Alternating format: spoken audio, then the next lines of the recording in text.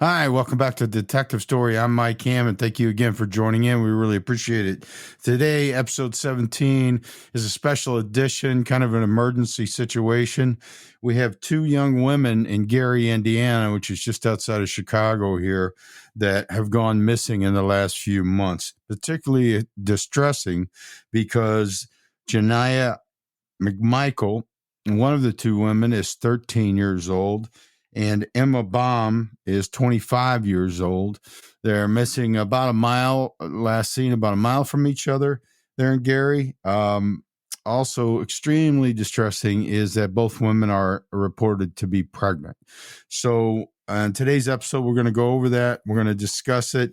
I've got my brother-in-law, Chris Kafcas, and special guest, crime reporter, investigative reporter, Lisette Guillen. So please check us out and help us find these two young women.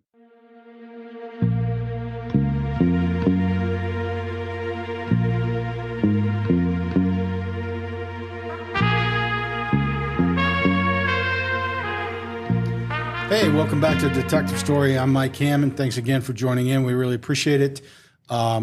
We always appreciate your involvement.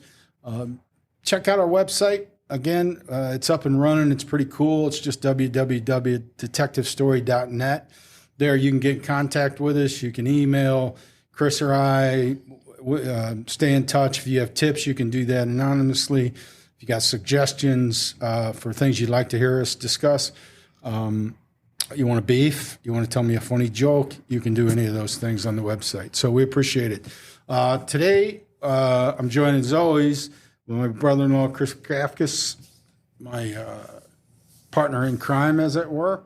And we also have a really special guest today, my friend, Lisette Guillen, who is, I'll let her tell you about her extensive resume, but we first met when I was still working, and you were running like a cold case. It was called Case Files or something out of Northwest Indiana there, right? Yes. And it was great because we didn't have anybody else doing it, but you were basically asking us to come with you with open cold cases or cases that we needed assistance with. Yes. Right. And I had a really interesting one that was fun to do. And several of my friends that I worked with, you did a lot of great service for us, and we really appreciate it. But for our listeners, why don't you go through your really impressive resume?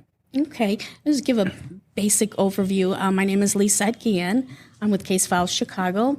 My background for doing this is I have a background in broadcasting communications, and then also have done some police training, law enforcement training. I worked at I helped start a police training academy in Northwest Indiana as well, and did a lot of cool training stuff there.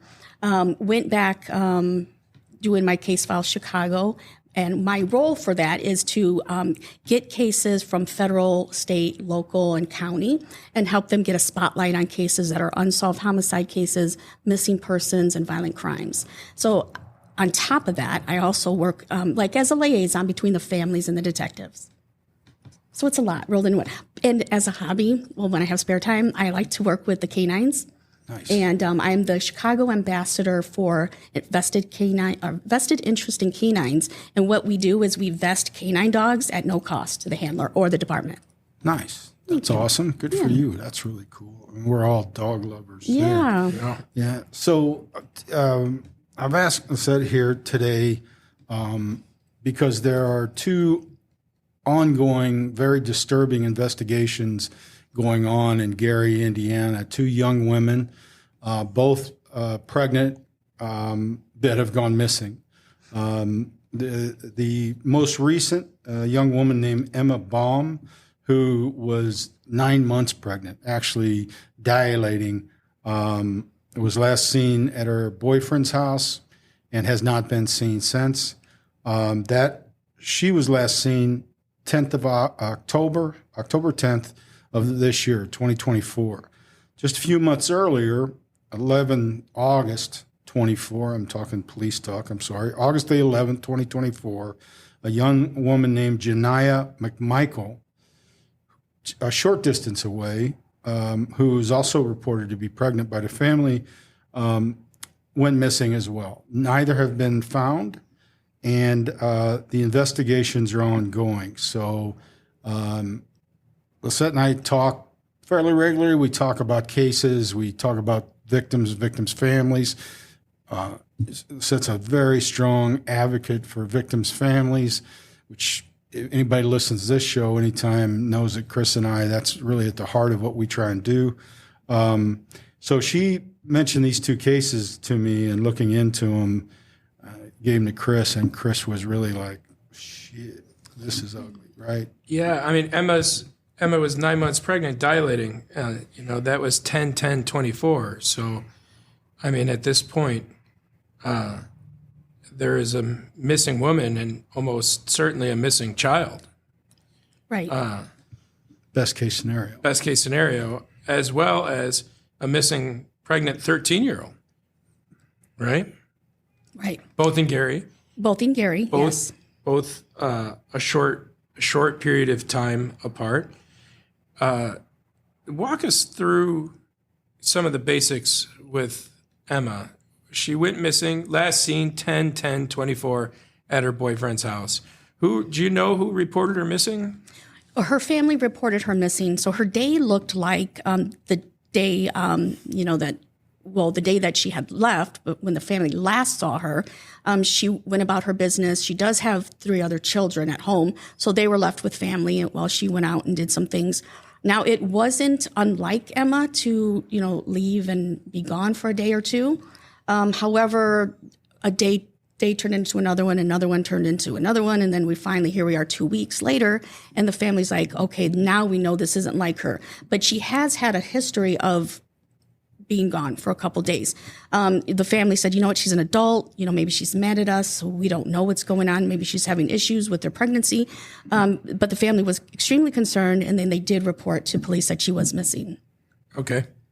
All right, and she was last seen at her boyfriend's house. Her boyfriend is currently in custody on some unrelated charges? Yes. In fact, the day that they said they last heard from Emma, she sent a text to one of her sisters because somebody always knew, okay, her whereabouts, or at least the vicinity she was at. So she did send a text message that came from inside of the boyfriend's house to her sister that just said, I'm here.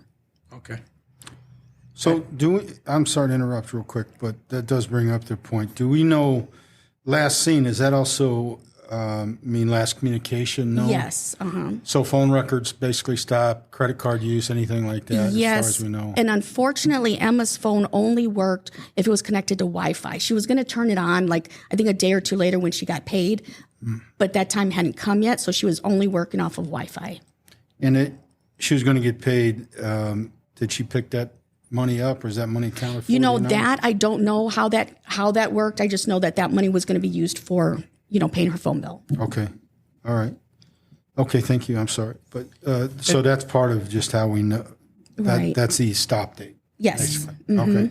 I'd like to take a moment from the program to have a real talk about safety and security. Toward that end, I would like to introduce you to my friends over at Blue Knight Security Solutions, your ultimate partner in protection. Blue Knight Security Solutions isn't just your average check your ID at the door security company. They're a team of elite detectives, investigators, and law enforcement professionals with unparalleled expertise. Whether you need their real-world investigative prowess or securing your home, business, synagogue, church, or event, Blue Knight has you covered. From risk assessment to tailored security plans, they'll ensure your safety. Blue Knight Security Solutions provides street-smart operators who can handle any situation. Contact Blue Knight Security Solutions today at 773-706-4920 or visit BlueKnightSecuritySolutions.com. BlueKnightSecuritySolutions.com.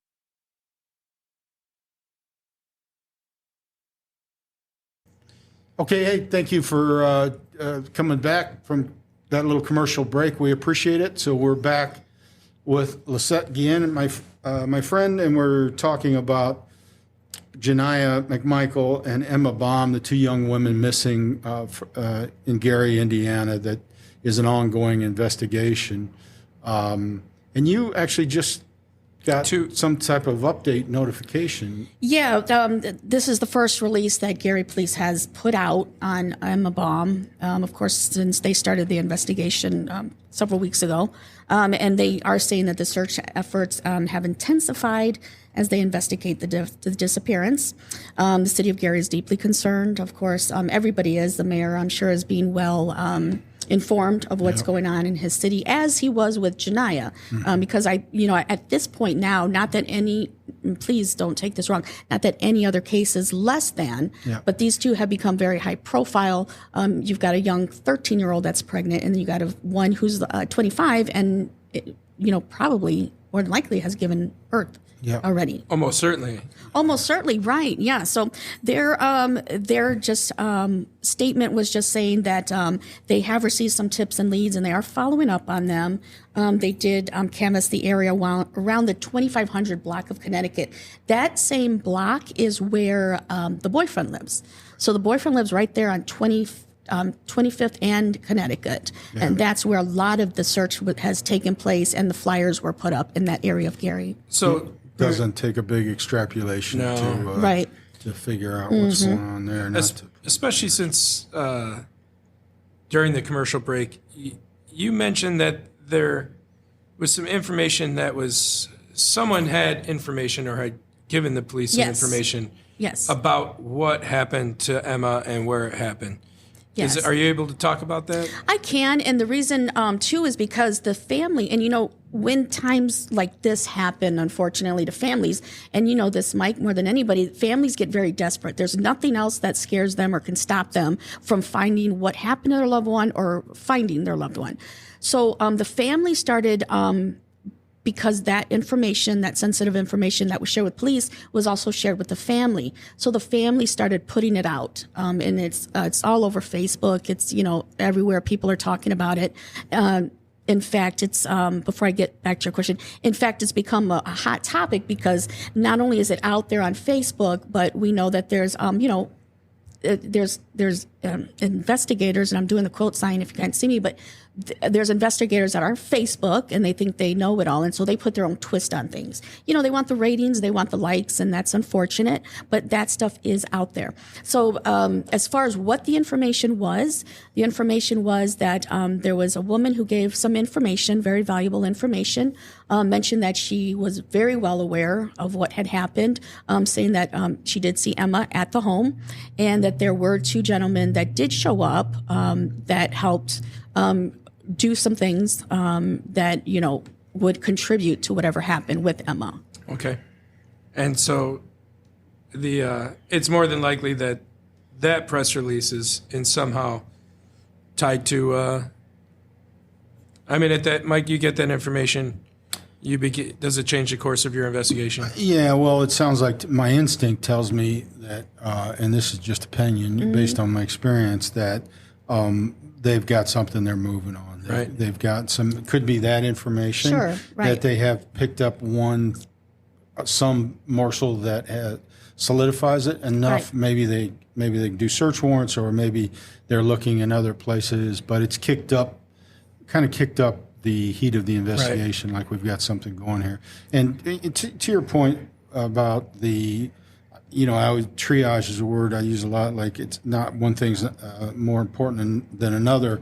You're always trying to do the best you can. But look, I think everybody would agree when you have a young woman who is within potentially minutes or hours of giving birth and she can't be found, and a 13-year-old who is clearly an endangered missing at that point, you have to take priority. You have to, because if there's any chance to find them alive, it has to be done now, or as soon as possible. There was a search warrant executed on Janiyah. Yes, and that search warrant was where? That was at Janiyah's home, where she lived with her mother and her mother's girlfriend, along with her other siblings. So the Gary Police Department had asked the FBI to come and execute that search warrant for them. They were there for hours, and they came and they did take a number of things out of the house, including cartons of things. Though those two were also questioned at the Gary Police Department. And since then, that's where that part of the investigation, I don't know any further than that. What was found or what came out of the interrogations. Right. Yeah. So we don't, we would be careful about extrapolating out more than what that is. There could be a multitude of reasons to do a search warrant in a house. It could be that there are suspects there. It could be that it's not really about them suspecting something there. It could be they're looking for any materials or things that might lead them further on. So you just have to be careful about trying to extrapolate out until you know more on that. Not that we are, but it's difficult to tell. You do search warrants for a myriad of reasons, right? No, you know what? You are right on track with something, Mike, because that is exactly what I was talking about. When people saw those photos come out, because they were all over Facebook, pictures of the FBI taking things out, people started saying, oh, good, the FBI took over the case. The FBI did not take over the case. They simply are helping, Gary Police Department. Gary Police Department is still a lead. So that's where some of that false information is coming from that I was talking about.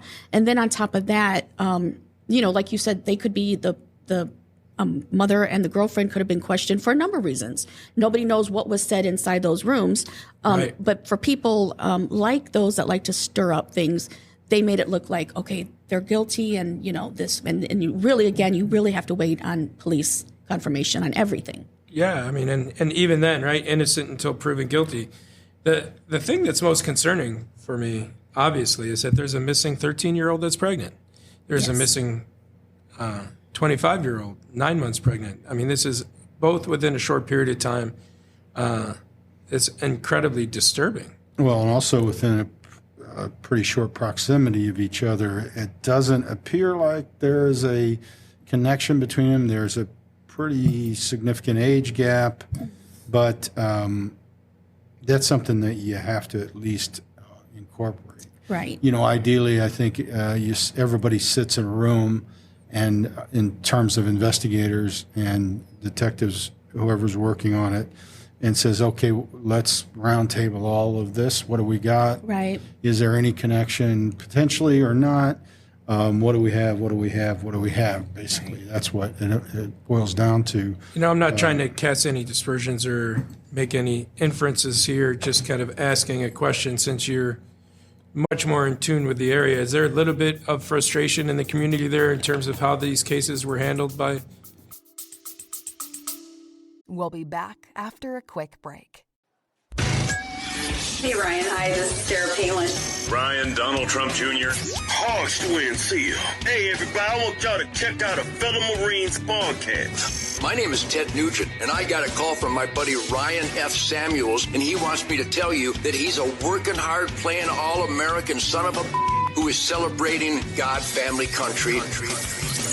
Welcome to the Ryan Samuels Show, one of the top political podcasts in the United States, where we have a healthy distrust for government and mainstream media. The Ryan Samuels Show is a raw, unfiltered look at American politics. Follow on Facebook, Twitter, YouTube, Rumble.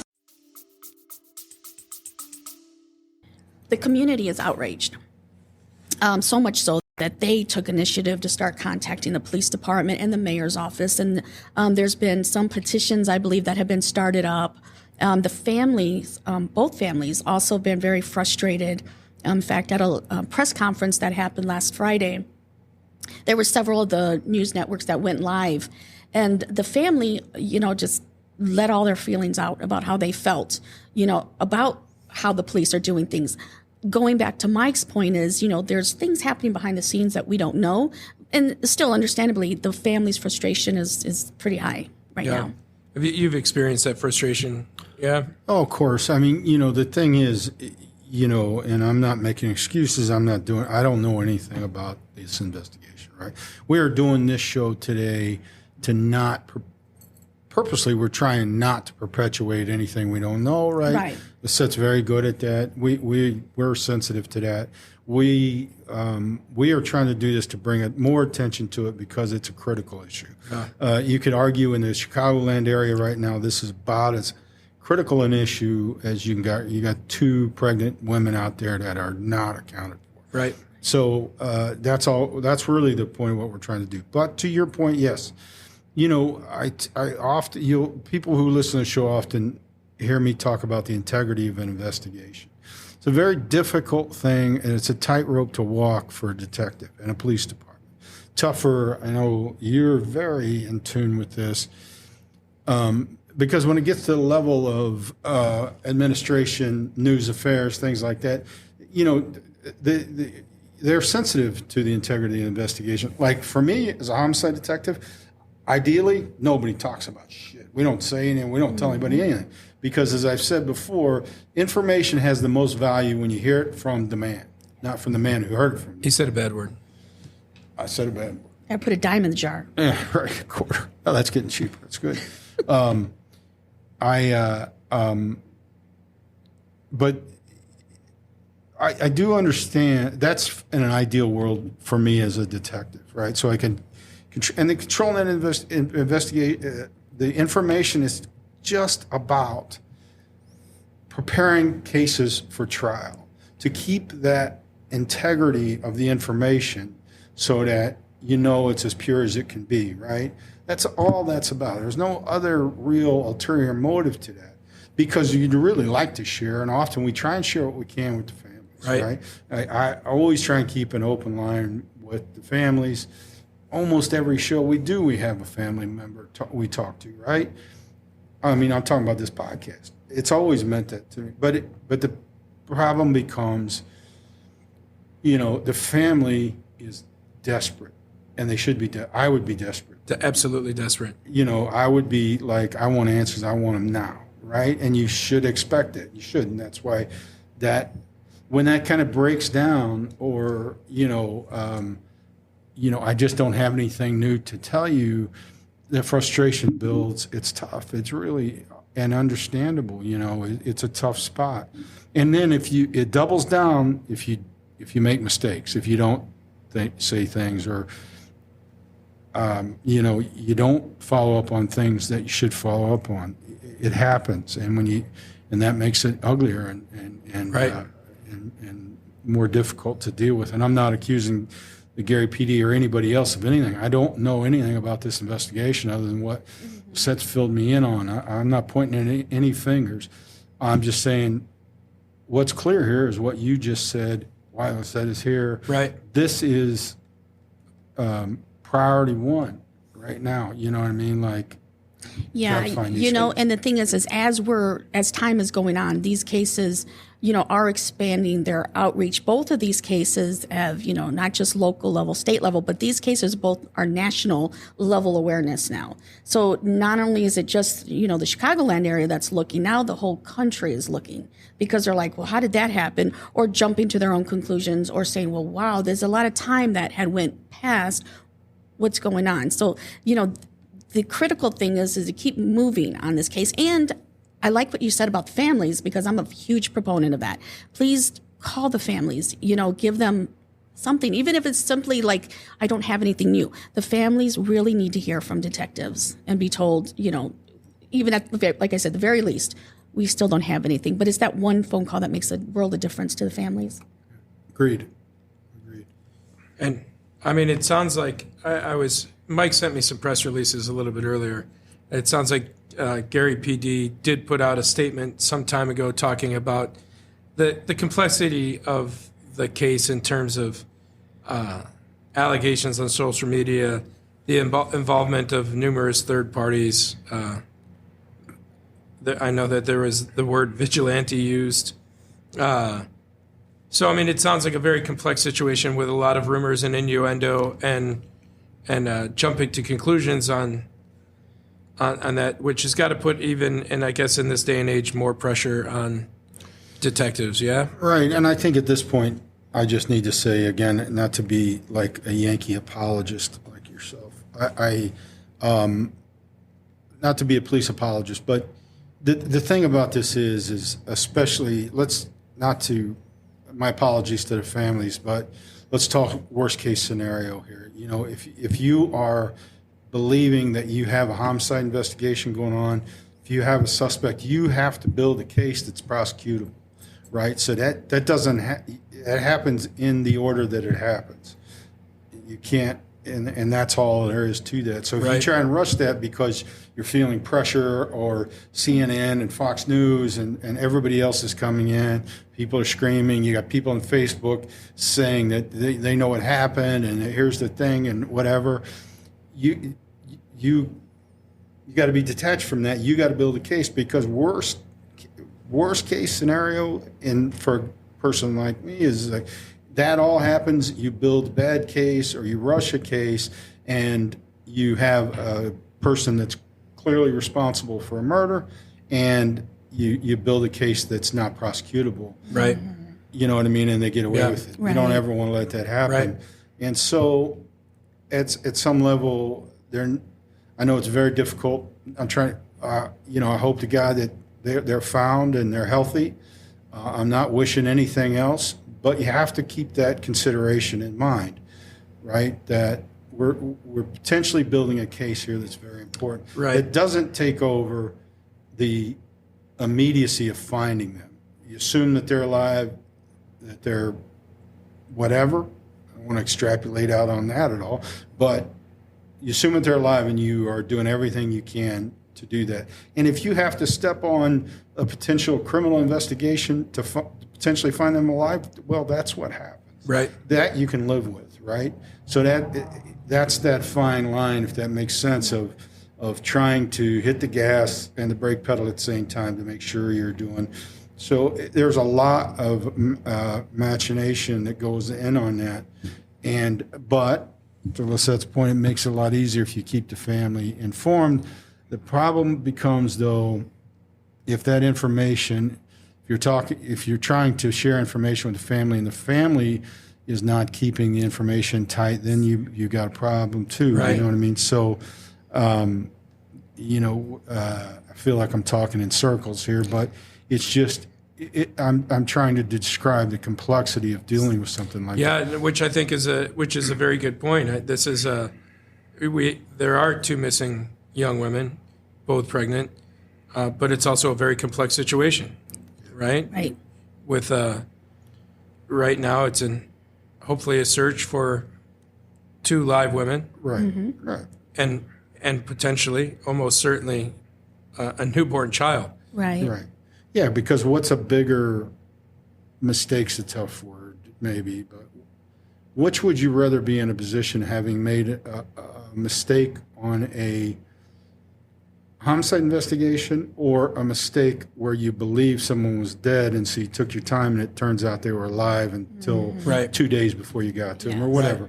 I'm really getting out there on the Sure, board, sure, but you sure. have to take those things into consideration. Point one, let's assume they're alive and let's find them, right? And that does become a point, of course, where it's like we've exhausted everything, but Right. or evidence shows up that takes you in a different direction. But it's tough. But I mean, we're sitting here now, right? Just trying to get Right. It sounds like there's some definite movement on that with. I mean, at least there's some new information based on that press release with Emma. But where's the Niyah McMichael investigation? Do you know? As far as I know, it stopped.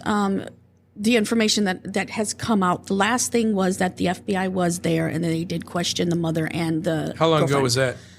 I want to say it's about a month now. So it's been a while, and they may be, working things out. There's, one point I wanted to touch on. Mike had, brought it up about, families and, things that they say and don't say. That's a very good point, because another distraction, that can hit the detectives and the police that are investigating is that people may be spreading rumors and putting others' lives at risk. So if they're accusing a person that's innocent and all of a sudden people are attacking that person, that becomes very dangerous. There was an instance with the Niyah case where there was a huge search party. There was probably about 80 people there. Okay, it was a Saturday afternoon. I had just left. We did some media attention in the morning with it, and we left. The father and Niyah's mother are disenfranchised. They don't talk. They don't, So he showed up at the search party. They both started accusing each other of things, and a huge fight broke out, and we needed 8 police agencies to respond. So again, people blaming people and they don't have all those facts. It becomes a very dangerous situation as well. Yeah, and it's a lot of stress. Right? It's a lot of stress. And so, and it's a tough situation all the way around for sure. So just to be clear, it looks like, according to this article I pulled up, October the 5th, you're right, it was just about a month ago, October the 5th of this year, 24, the FBI and Gary police executed a search warrant on Janiah's mother's home. So Right. just for time reference, which is actually only 5 days before Emma goes missing, but that might not be at all related. And one thing I wanted to mention about the Janiah case is that her disappearance may have even happened in August. Okay, because she was, on some of these dates, the family did say it was August 11th, but the police weren't counting it until, that report was made. So there was conflicting information coming in, whether it was August that she became missing, or if it was indeed, in August that they said she went missing. She may have been gone as early as the spring. Is that correct? Yes, there has been a lot of information on the miscommunication of why didn't anybody report. So that's out there as well, is that she might have been gone a little bit longer. Is there any, so you may not know the answer to this, but any indication, like she have a cell phone, she on social media, any indication what her stop date was? It's pretty clear Emma's stop date was 10 October when she sent that text, and it sounds like she didn't pick up her check, so that's a good date. Is there any way to backdate from August 11th definitively on Janiah? Or? I think that's where investigators are focusing on too, because it is so, fluid with that information. They're still trying to figure that out. And the thing with Janiah is, I believe that she left with nothing. There was nothing she took out of. There wasn't anything missing from her room. So all those pieces, might play a part. Yeah, right. Makes concern. So that those are, to go back to your earlier point, the FBI is not necessarily looking at them as suspects, but also looking at everything in the room that could possibly give some indication as to when the time frame of her going missing. Correct. Anything. Was she there? When she there? Is there blood there? Is there any? She leave any notes of what she was going or where she was going? Did she buy a plane ticket? Anything. It could be any piece of information that is helpful to locate her or potentially probative for, an investigation. So, that's why it's really difficult to say, but they're probably doing all of those things, right. is my guess, right? In the case of Janiah, the grandmother has been very proactive, because of that, space between Janiah and her mother and some of these internal issues they had at home. So grandmother has been taking a lot of initiative. In fact, Janiah's mother is the grandmother's daughter. So of course that tension right there to think, my daughter's not looking, but I'm going to have to take the lead on all of this stuff. So that's been really tough too. Yeah, but that's good. Yeah. She's got somebody advocating. Yes. Right? Both of these cases have a huge following. In fact, you see when people do talk about that, you say the name, and I know who you're talking about. Have you found her? Where are they? So it's time is of the essence at this point. Yeah, right. And since we're talking about this, anybody that hears this or sees it that has any information.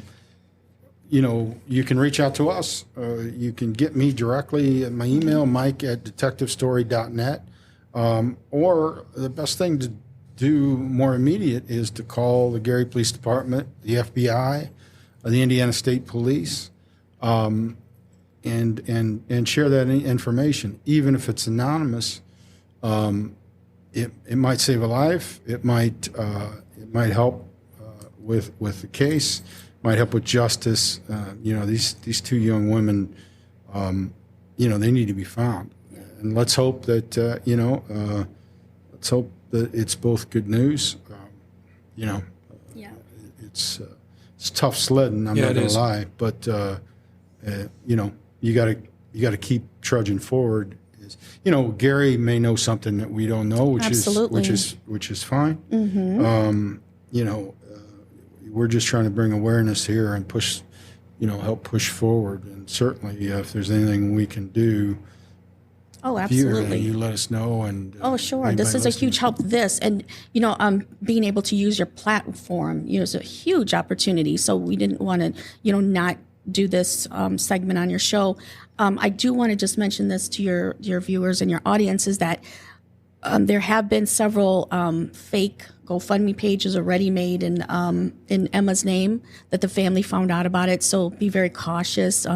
If your audience does see these GoFundMe pages, that there are some fake ones out there. People taking advantage of the situation. Unbelievable. I mean, that shit always comes up there. I owe another dime. But it comes up in all these things. There's always somebody to take advantage. Listen, don't ever give money to anything unless you vet it. Call the police department. The best way to know if it's legit is, to call the police department that's handling. In this case, the Gary Police Department, and ask them. Like, I'd like to donate, but is this legit? They're going to know. They're going to guide you to the right place. Always, never blindly throw money at anything. Unfortunately, there just are people that take advantage. One of the ways, if the audience does want to help, one of the things they're doing for Emma is she does have 3 little ones at home. There's a 6-year-old, a 3-year-old, and a 2-year-old. And seeing those faces, Mike, what that's like, knowing their mother's never going to, never going to be able to spend this Thanksgiving with them that's coming up, unless they get it real quick, but Thanksgiving's next week. So we want to make sure we're really getting this word out and bringing them home safely. Yeah. But to tell a child that, he didn't get to spend Halloween with his mom, that was big for them. And just for them to, this little face, and it was nice though, at the same time, it was bittersweet because he made a wish with the little dandelion that he found in the grass. And he says, I wish for my mommy to come home. And we told him we're going to help bring her home. That's the gig. That is. If you any of the audience would like to help, they're asking, if you guys want to purchase, Christmas gifts or little gifts for the kids. We gave them some coloring books and things when we saw them the other day. So what's the most legit kind of clearinghouse place to make that happen if somebody wants to do it? There's we can get you in contact with the family. Also, the Team Canine group is working on setting up, like, I believe, a meal train for the family. The family, as you can know, they're not eating properly, they're not sleeping properly. Yeah. So all those things come, by the wayside for them. So they started a meal train where people can pick dates. Are you guys familiar with these meal train?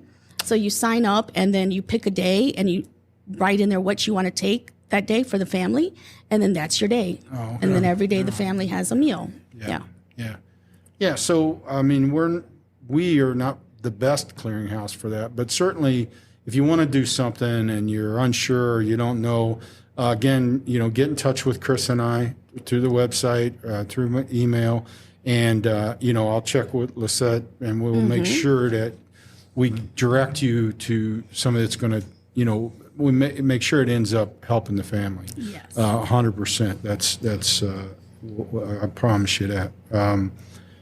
So what have we not covered here that we want to make sure we do cover? I think we talked about a lot. Again, both of these cases are, being held very close chest to Gary Police Department because they are working diligently on it, and we don't always see what's going on behind the scenes. But just please keep your eye out. Bring both of these young ladies home, and like you said, healthy and safe. And the newborn baby. I know the boys are excited to find out if they have a little brother or sister. They did mention that they're looking forward to see if it was a boy or girl. Yeah, understood. I'll just say on my end, like if you hear this and you know something and you're concerned, or you, even if maybe you did something that you think might get yourself in trouble, it's always best to get ahead of it. If we come to you, it's always worse. Reach out. These families deserve an answer, deserve to know what's going on. So don't hold on to it. It'll be expensive. First, and also I want to say just great job. Always, I'm always impressed with the work you do. It means a lot to us. Thank you, Mike. And I know it means a lot to families. So Let's just get these 2 young women home. Yes. Yes. okay. Absolutely. Well, thank you very much. Really appreciate it. Probably not the last time. That No way. We'll see. No way. We're always communicating about things. Now, before we close out today, though, this is a little tough time because this show is about Emma Baum and Niyah McMichael. That's the focus. That's what we want it to be. But I have to acknowledge and give respect to young police officer Enrique Martinez, who was shot and killed a week ago here in the city of Chicago.